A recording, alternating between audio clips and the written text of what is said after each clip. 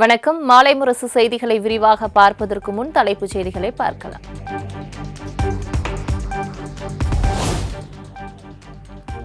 ஈரோடு மாவட்டம் சோலாரில் இன்று நடைபெறும் அரசு விழாவில் 951 கோடி ரூபாய் மதிப்பீட்டில் முடிவுற்ற திட்டப்பணிகளை தொடங்கி வைக்கிறார் முதலமைச்சர் மு.க.ஸ்டாலின். 284 கோடி ரூபாய் செலவில் 50,000 பயனாளிகளுக்கு அரசு நலத்திட்ட உதவிகளையும் வழங்குகிறார்.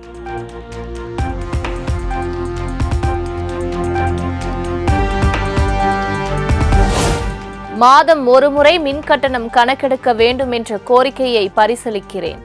ஈரோட்டில் விசைத்தறி தொழிலாளர்களிடம் முதலமைச்சர் மு.க.ஸ்டாலின் உறுதி.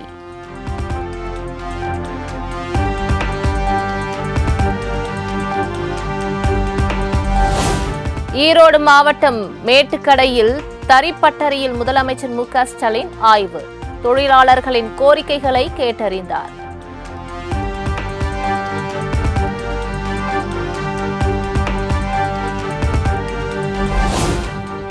ஈரோடு பாதை 2026 தமிழ்நாட்டுக்கே வழிகாட்டுவதாக அமைய கழக நிர்வாகிகளுக்கு வழிகாட்டுதல்களை வழங்கினேன். இலக்கு 200 ஈரோட்டின் பங்கு இணையற்றதாக இருக்க வேண்டும் எனவும் முதலமைச்சர் மு.க.ஸ்டாலின் எக்ஸ் தளத்தில் பதிவு.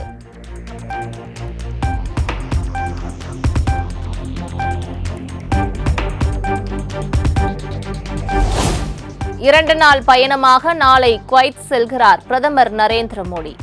இரு நாடுகளுக்கு இடையிலான நல்லுறவை மேம்படுத்துவதுடன் புதிய வர்த்தக ஒப்பந்தங்கள் கையெழுத்தாகவும் வாய்ப்பு.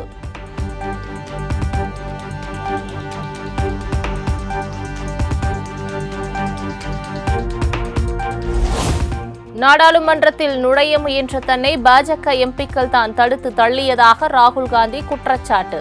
நாடாளுமன்றத்திற்குள் செல்வது மக்களால் தேர்ந்தெடுக்கப்பட்ட உறுப்பினர் அனைவரின் உரிமை எனவும் பேச்சு.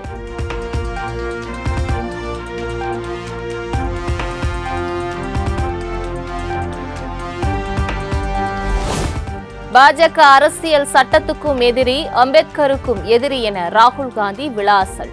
அம்பேத்கரை அமித்ஷா அவமதித்த சம்பவத்தை திசை திருப்ப தன் மீது பழி போடுவதாக விளக்கம்.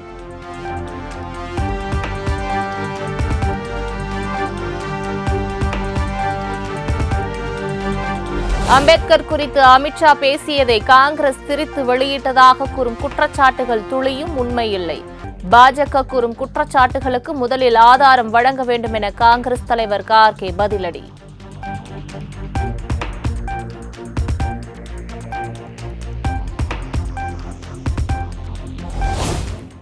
ராகுல் காந்தியின் நற்பெயரை கெடுக்க பாஜக சதி செய்வதாக கார்கே புகார்.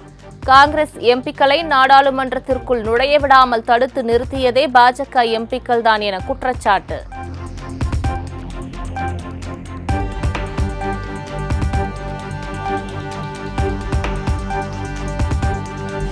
நாடாளுமன்ற வளாகத்தில் பாஜக இந்தியா கூட்டணி எம்பிக்களிடையே ஏற்பட்ட மோதலில் பாஜக எம்பிக்கள் காயமடைந்த விவகாரம். பாஜக எம்பிக்கள் அளித்த புகாரின் அடிப்படையில் ராகுல் காந்தி மீது டெல்லி போலீசார் வழக்கு பதிவு.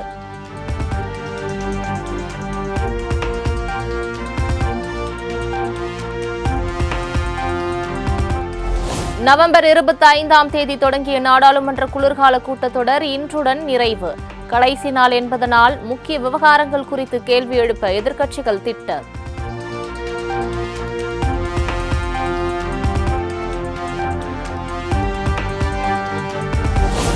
சென்னையில் 1000 விளக்கு, அண்ணா சாலை உள்ளிட்ட பல்வேறு பகுதிகளில் அதிகாலையில் மிதமான சாரல் மழை. சைதாப்பேட்டை, தேனாம்பேட்டை, நந்தனம் பகுதிகளிலும் பரவலாக மழை பெய்தது.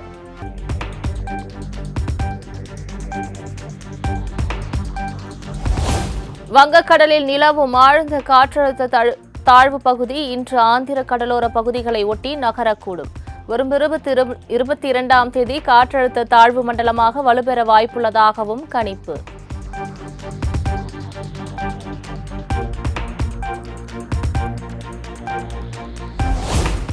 தமிழ்நாட்டில் அடுத்த 5 நாட்கள் மிதமான மழைக்கு வாய்ப்பு. புதுச்சேரி மற்றும் காரைக்கால் பகுதிகளிலும் மழை பெய்யும் என வானிலை ஆய்வு மையம் அறிவிப்பு.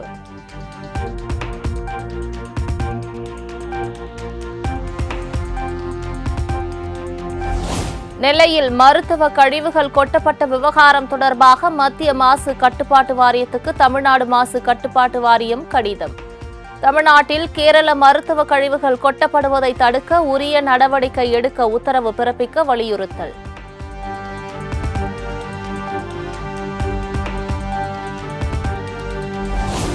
அமித்ஷாவை கண்டிக்க கூட வேண்டாம், வலிக்காமல் வலியுறுத்தக்கூட மனமில்லாமல் இபிஎஸ் அமைதி காப்பதாக அமைச்சர் ரகுபதி விமர்சனம்.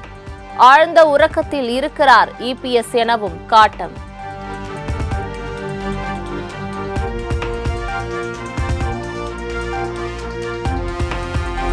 அமைச்சர் ரகுபதி பேச்சை எல்லாம் தான் பொருட்படுத்துவது கிடையாது என எடப்பாடி பழனிசாமி காட்டம்.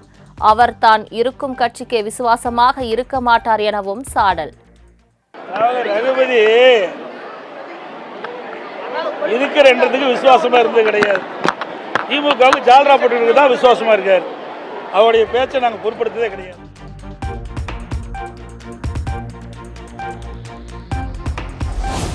அம்பேத்கர் குறித்து அமித்ஷா பேசியதற்கு முன்னாள் அமைச்சர் ஜெயக்குமார் அளித்த கருத்தே என்னுடையது. செய்தியாளர்கள் கேள்விக்கு மழுப்பலாக பதிலளித்து சென்ற அதிமுக பொதுச் செயலாளர் எடப்பாடி பழனிசாமி. அமித்ஷா அவர்கள் அண்ணன் டாக்டர் அம்பேத்கர் அவர்களை பற்றி சொன்ன கருத்துக்கு அனைத்து இந்திய அண்ணா திராவிட முன்னேற்ற கழகத்துடைய முன்னாள் அமைச்சர் சகோதரர் டி ஜெயக்குமார் அவர்கள் நேற்று தினம் விளக்கமாக தெரிவித்து விட்டார். அந்த கருத்து தான் என்னுடைய கருத்து.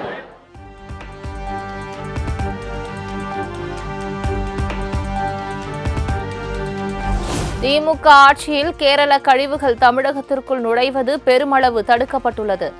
கடந்த 10 ஆண்டுகால அதிமுக ஆட்சியில் தமிழ்நாடே கேரளாவின் குப்பை தொட்டியாக கிடந்ததாகவும் எடப்பாடி பழனிசாமிக்கு அமைச்சர் தங்கம் தென்னரசு பதிலடி.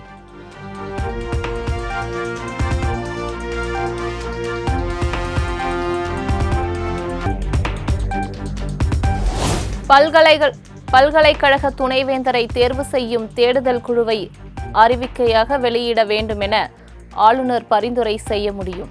ஆளுநரே தன்னிச்சையாக தேடுதல் குழு அமைத்து அறிவிக்கை வெளியிட அதிகாரமில்லை என அமைச்சர் கோவி செழியன் பதிலடி.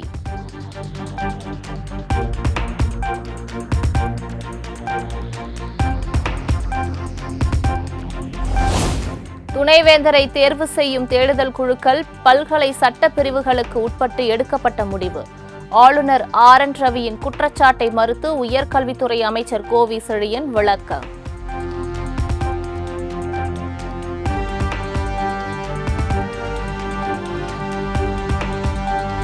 சென்னை சத்தியம் திரையரங்கில் நடைபெற்ற 22வது சென்னை சர்வதேச திரைப்பட நிறைவு விழா 2024ஆம் ஆண்டிற்கான சிறந்த திரைப்படத்திற்கான விருதை பெற்றது அமரன்.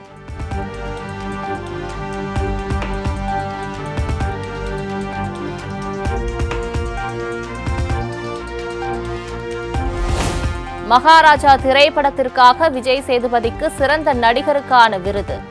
மெய்யழகன் படத்திற்காக மக்களுக்கு பிடித்த நடிகர் என்ற பிரிவில் நடிகர் அரவிந்த் சுவாமி விருது வென்றார்.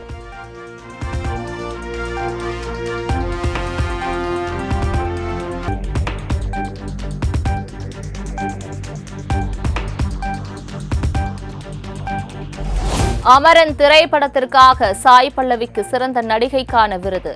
வாழை படத்திற்காக சிறந்த குழந்தை நட்சத்திரத்திற்கான விருது வென்றார் பொன்வேல்.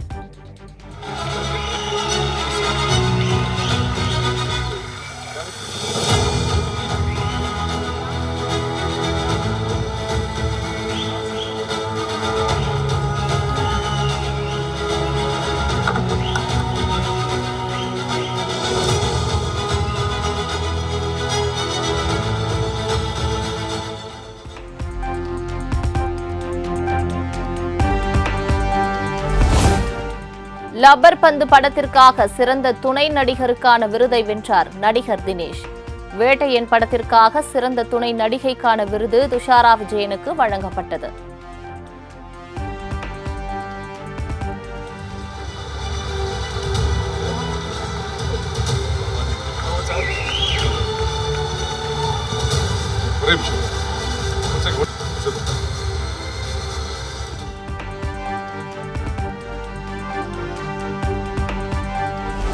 அவதூறு பரப்பியதாக புதிய வழக்கில் யூடியூபர் சவுக்கு சங்கர் கைது.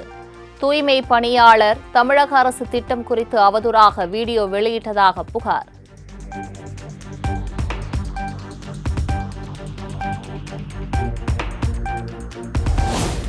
கனமழை காரணமாக பல்வேறு மாவட்டங்களில் தள்ளி வைக்கப்பட்ட அரையாண்டு தேர்வுகளை நாளை நடத்த வேண்டும்.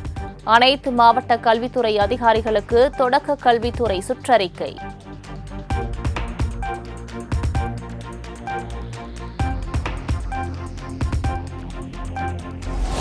கிறிஸ்துமஸ் மற்றும் வார இறுதி நாட்களை முன்னிட்டு சென்னை கிளாம்பாக்கத்திலிருந்து இன்றும் நாளையும் 605 சிறப்பு பேருந்துகள் இயக்கம். கோயம்பேட்டிலிருந்து 81 பேருந்துகளும், மாதவரம் பேருந்து நிலையத்திலிருந்து 20 பேருந்துகளும் இயக்கப்படுவதாக போக்குவரத்து கழகம் அறிவிப்பு.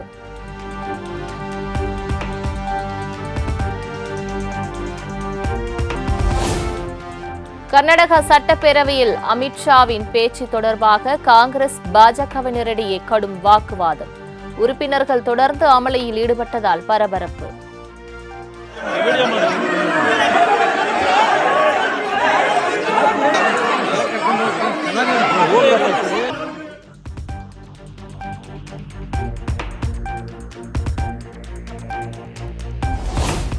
கர்நாடகாவில் மகளிர் மேம்பாட்டுத்துறை அமைச்சர் லக்ஷ்மி ஹெபால்கர் குறித்து அவதூறு கருத்து தெரிவித்ததாக புகார். பாலியல் துன்புறுத்தலுக்கு சமமான வார்த்தையை பயன்படுத்தியதாக கூறி பாஜக சட்டமேலவை உறுப்பினர் சி.டி. ரவி கைது.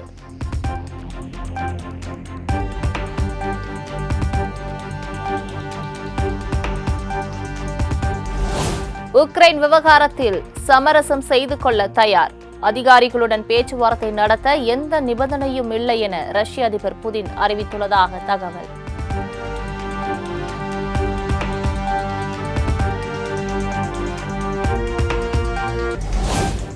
சாம்பியன்ஸ் டிராபி தொடரில் இந்தியா விளையாடும் போட்டிகள் பாகிஸ்தானில் நடைபெறாது. இந்தியாவில் நடைபெறும் போட்டிகளில் பாகிஸ்தான் அணி பங்கேற்காது என்றும் ஐசிசி அறிவிப்பு.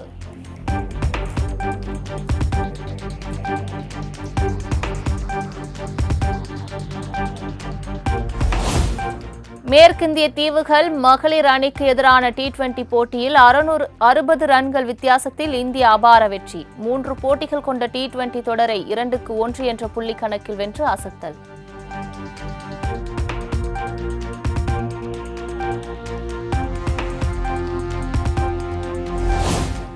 ப்ரோ கபடி லீக் தொடரில் குஜராத் அணியை வீழ்த்தி யூபி யோதாஸ் அபார வெற்றி. மற்றொரு ஆட்டத்தில் யூ மும்பா அணியுடன் விழுந்தது பாட்னா பைரேட்ஸ்.